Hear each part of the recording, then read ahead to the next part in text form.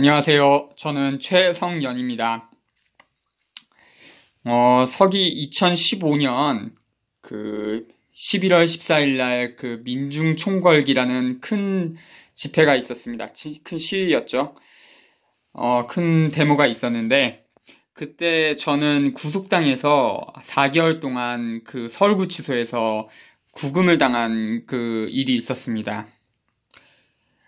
그 당시에 저는 귀가하려고 한 9시경쯤에 남산시랑 김세봉시랑 같이 동화면세점에 있는 할리스 커피 쪽을 지나게 됐는데, 거기에 경찰들이 차벽으로 일대를 다 막아놓고 할리스 커피만 뚫어놨는데, 거기에는 경찰 병력들이 많이 서 있었습니다.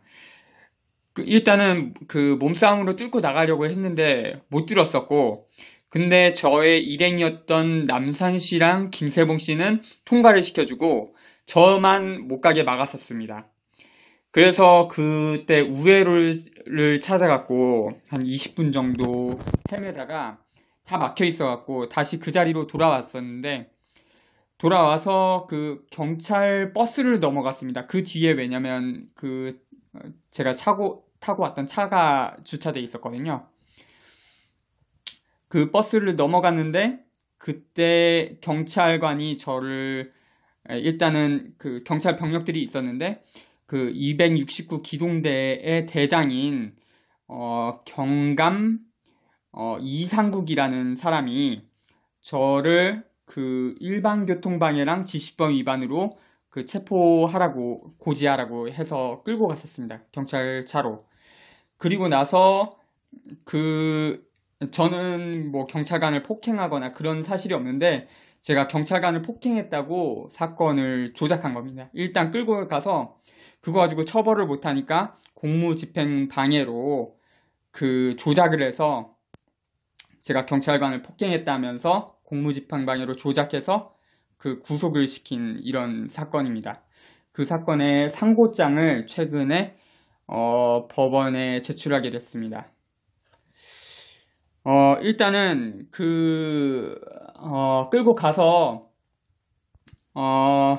경찰 조사를 했어요. 경찰 조사를 했는데, 박원규는 2014년 11월 14일 사건 당일에는 보시면 진술인이 폭행을 당할 당시 어떤 상처 등이 있었나요? 하고 물어보니까 경찰관이 상처는 없고 다만 불상의 피의자로부터 4에서 5회 두 손으로 밀침을 당했습니다. 이렇게 진술을 합니다.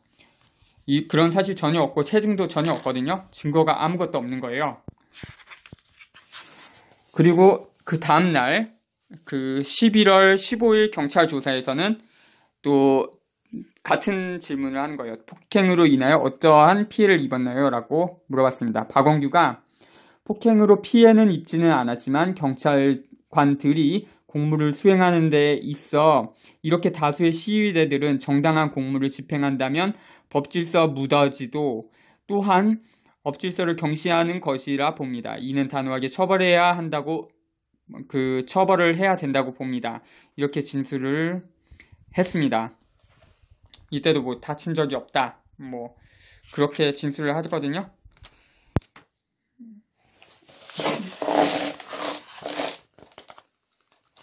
그리고 나서 2015년 11월 19일이에요.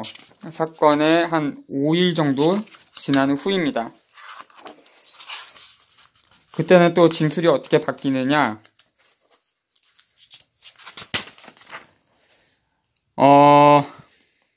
박원규는 현재 서울 금천경찰서 112 종합상황실의 경사입니다. 그때 당시에 한 35살? 그때였으니까 지금 한 44, 5살쯤 됐겠죠? 또 경찰 조사입니다. 그때 이렇게 물어봅니다. 진술인은 검거를 하면서 피해는 입지는 않았나요? 이렇게 물어보니까 박원규가 검거할 당시에는 긴장해서인지 아픈지 몰랐으나 그 다음날부터 허리가 통증이 심하게 아프고 하여 병원에 치료를 받아야 할 것 같습니다. 이렇게 진술합니다. 그리고 또 경찰관이 묻습니다. 진수리는 피의자와 격렬하게 몸싸움이 없었다면서 왜 허리가 아프다고 하는가요? 그러니까 박원규가 검거 과정에서 그 사람과 약간의 밀고 당기는 실갱이는 하였지만 주변 시위들이 검거를 방해하면서를 저를 잡고 밀치고 때리는 등 심하게 실갱이를 하였기 때문에 허리에 통증이 있는 것 같습니다. 이렇게 말하거든요. 그러니까 나 때문이 아니라 주변에 있는 다른 사람들 때문에 허리를 다쳤다. 이렇게 진술한 겁니다. 그리고 나서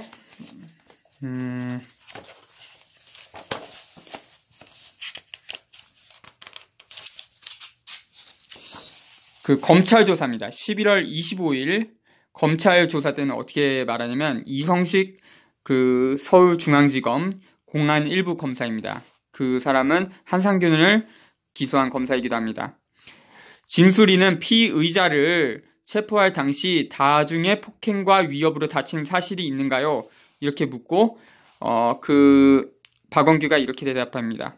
허리를 다쳐 집회 다음날부터 통증이 있어서 한의원에서 치료를 받다가 통증이 더 심하여 안양 호계동에 위치한 윌스 기념병원에 11월 23일부터 24일까지 입원을 하였습니다.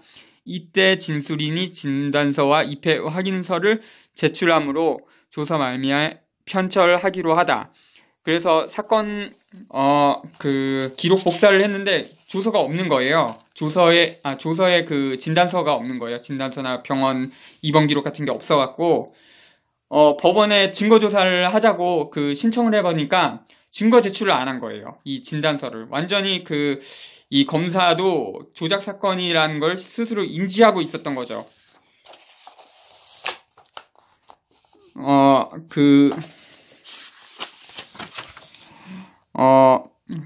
검사가 이렇게 묻습니다. 피의자에게 가슴을 미치는 폭행으로 허리를 다친 것인가요? 이렇게 물어보니까 그때 당시에는 긴장한 상태라 몰랐으나 피의자의 폭행과 다중의 폭행이 복합적으로 영향을 미쳤다고 생각합니다. 지금도 앉아 있는 것이 불편합니다. 이렇게 대답합니다.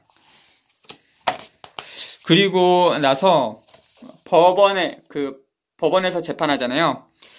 그 법정에 나와서는 어떻게 진술하느냐?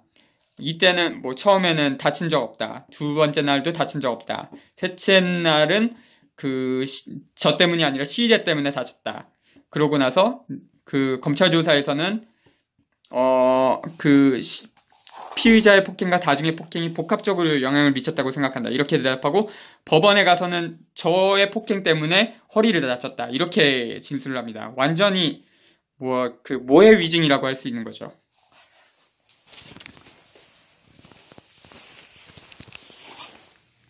자,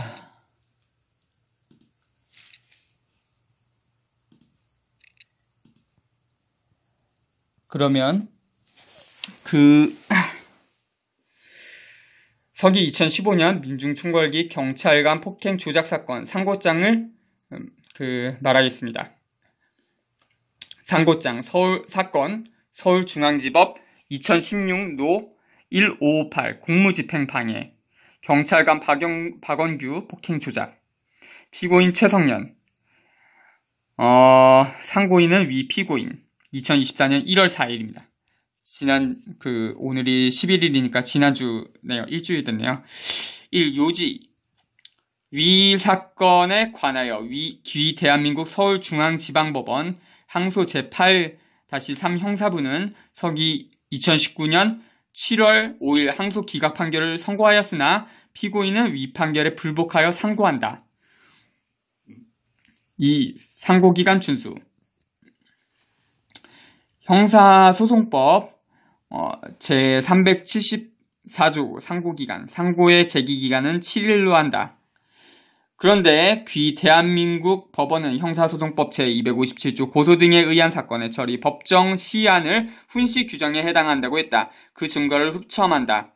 그렇다면 동법 제374조 역시 훈시 규정이라 할 것이다. 대법원 귀중